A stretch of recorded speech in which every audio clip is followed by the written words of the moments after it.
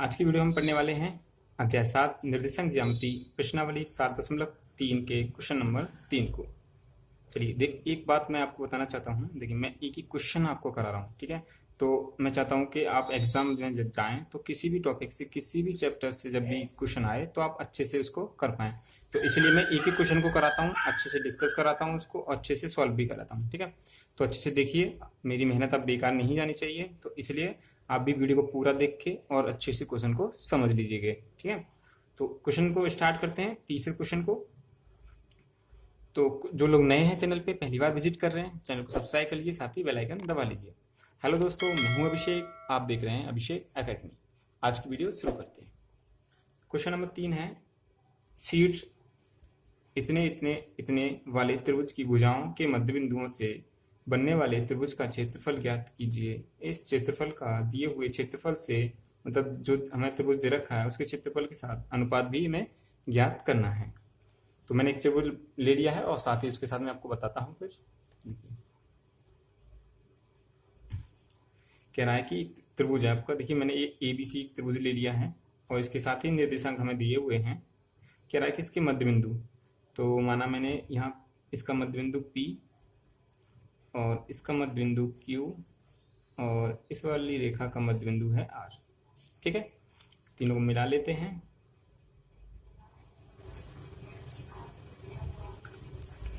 मिल गया। अब तीनों को मिलाने के बाद जो ये त्रिभुज बना है इसका हमें क्षेत्रफल निकालना है और इस बड़े वाले का क्षेत्रफल निकालना है, ठीक है। और दोनों का हमें अनुपात बताना है। अब उससे पहले क्या करना पड़ेगा कि इस क्षेत्रफल कैसे निकालेंगे इसका। तो ये जो हमें बिंदु दे रखे हैं, पहले हमें चाहिए इसके निर्देशांक। निर्देशांक कैसे निकालेंगे मैं आपको बताता हूँ। सबसे पहले क्या करेंगे, तो जो हमें दे रखा है पहले इसे लिख लेते हैं। दिया है, मैंने ए माना है इस बिंदु को पहले को, तो 0,1, V बराबर 2, इसको मान लेता हूँ, और C है 0,3, ठीक है। अब हमें चाहिए बिंदु P के निर्देशांक, जो कि रेखा AB का मध्य बिंदु है।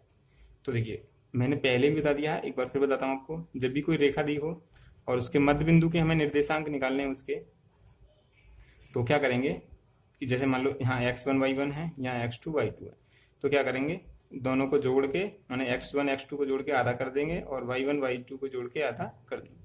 तो इससे क्या होगा कि इस जो मध्य बिंदु है इस रेखा का, उसके हमें निर्देशांक प्राप्त हो जाएंगे। समझ में आ गया। तो ऐसे ही हमें इसमें करना है। तो सबसे पहले बिंदु P के निर्देशांक हमें निकालने हैं। तो उसके लिए ये रेखा जो है इसके मध्य बिंदु है, तो क्या करेंगे, बिंदु P के निर्देशांक बराबर, ठीक है, वही फॉर्मूला लगा देंगे, ये वाला x1 प्लस x2 का आधा और y1 प्लस y2 का आधा। तो इससे क्या होगा कि आपके इसके हमारे निर्देशांक निकल के आ जाएंगे। तो लगा दीजिए फटाफट। देखिए, x1 कितना आपका 0 प्लस x2 कितना 2/2, y1 माइनस का 1 और y2 प्लस का 1 आधा। सॉल्व कर लीजिए। देखिए, ये 2 बचेगा, यानी कि 2/2 और यहाँ ये हो जाएगा 0/2। तो इसके निर्देशांक आएंगे, ये हो जाएगा 1 और ये हो जाएगा 0। तो ये हो गया बिंदु P के निर्देशांक। ऐसे निकालेंगे, मैं लिख देता हूँ यहाँ 1,0। अब निकालते हैं R के निर्देशांक। इस वाले के निकालेंगे, तो R के लिए क्या करेंगे, R के निर्देशांक बराबर, देखिए फॉर्मूला लिखने की बार बार आपको जरूरत नहीं है। R किस किस का है आपका, इन दोनों का, ठीक है।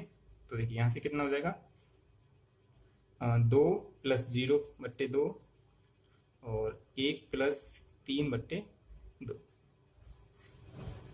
तो इसको जोड़ लीजिए, ये 2 बचेगा, तो 2/2, 4/2।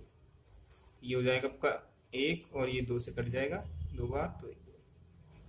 तो ये हो गया आपके R के निर्देशांक, ठीक है। समझ में आ रहा है ना, कोई दिक्कत तो नहीं है भाई। फॉर्मूला तो मैंने पहले ही लिख दिया है, अब बार बार फॉर्मूला लिखने की कोई जरूरत है नहीं। तो अब देखिए, अब क्या करते हैं, हमें चाहिए अभी Q के निर्देशांक। R के हमारे निकल गए 1,2।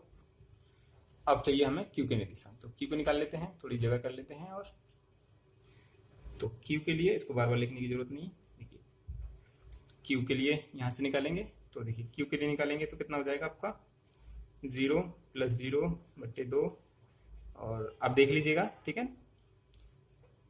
और यहाँ से हो जाएगा माइनस का 1 और प्लस का 3/2। तो ये हो जाएगा, ये सारा ये तो सब जीरो हो जाएगा। यहाँ बचेगा आपका 2/2 और इसको मैं काट दूंगा, 2 1 से हो जाएगा 2 और ये हो जाएगा आपका सॉरी क्यू। ये हो गया क्यू का, ये आर और ये पी, ठीक है। तो सब क्या आ गया आपके पास, ये आ गया 0,1, ठीक है। तो एक बार और मैं लिख देता हूँ अच्छे से, तो आपको कोई दिक्कत नहीं होगी।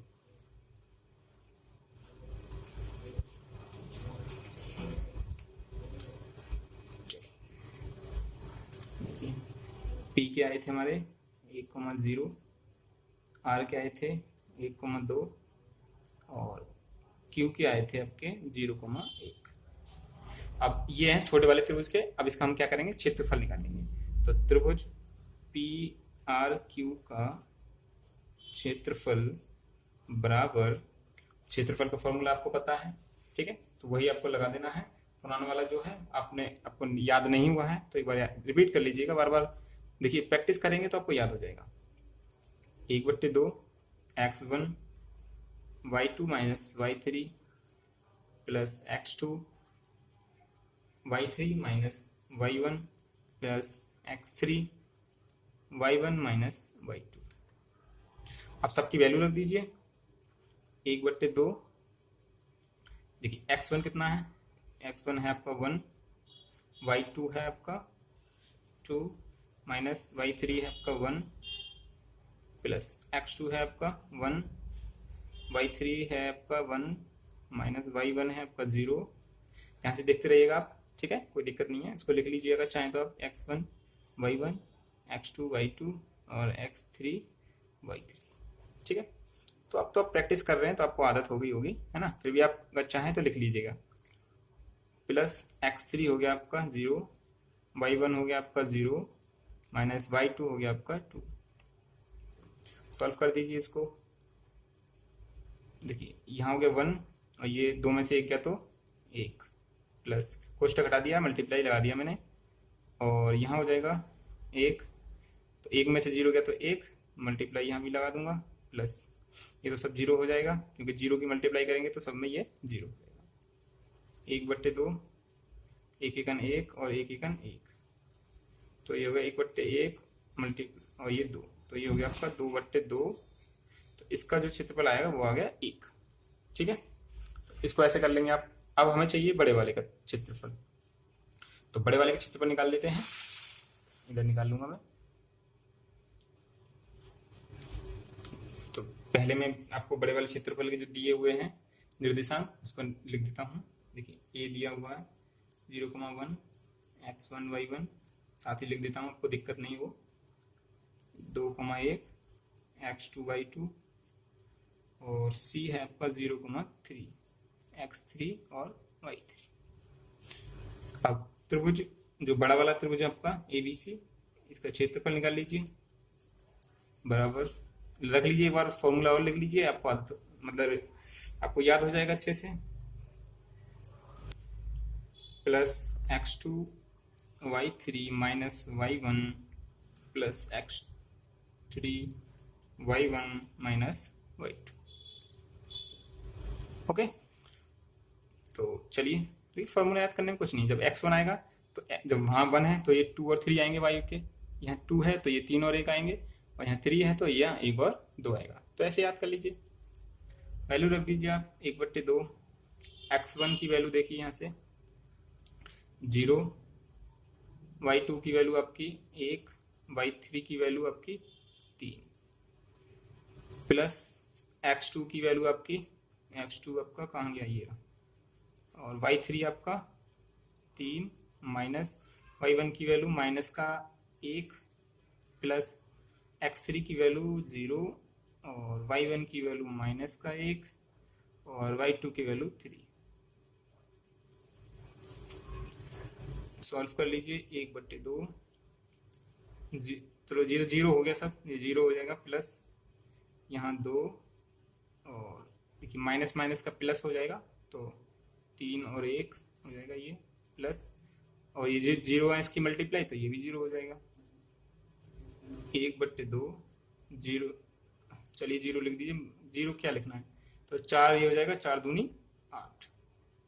तो यहाँ पे आएगा आपका 8/2 यानी कि 4।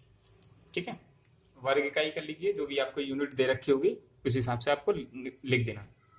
तो देखिए अब बड़े वाले का आपका आ गया 4 और छोटे वाले का आया था आपका 1।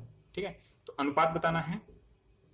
तो अतः जो अनुपात है क्या बैठेगा आपका, छोटा वाला क्षेत्र त्रिभुज PRQ का क्षेत्रफल बटे त्रिभुज ABC का क्षेत्रफल बराबर 1/4, है ना। तो रेशियो की बात करें तो कितना आएगा, 1/4 या 1/4, यहाँ तक रहने दीजिए, कोई दिक्कत नहीं है। ठीक है, तो इस तरीका से इस क्वेश्चन नंबर 3 को कर सकते हैं। अच्छा क्वेश्चन है।